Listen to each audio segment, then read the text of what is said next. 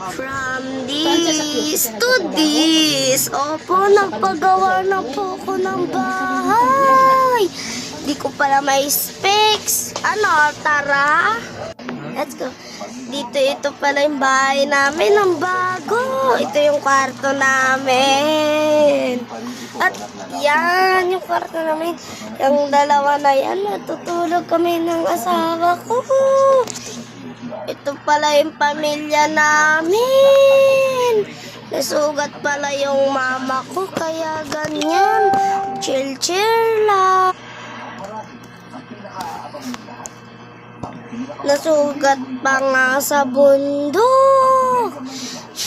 Naayos namin, pinunta namin sa ospital.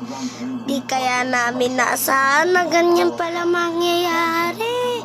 Wala palang nagbabantay sa atin. Kaya ganun na lang.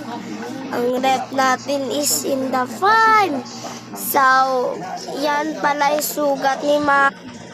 Kung nasugat lang siya, buti hindi ako. Kung kawawa siya, mga auntie ko. Wawa nga siya, kaya ganyan na nga nangyari. Hindi ko talaga na-expect ganyan na nangyayari sa akin. Kung di ko man lang masabi, aray ko po. Bag mo. Ang dami na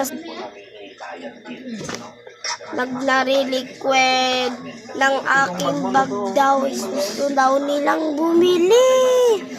Pawis na nga ako. Ganyan pa sila. Kung di ko lang, tamad na ako.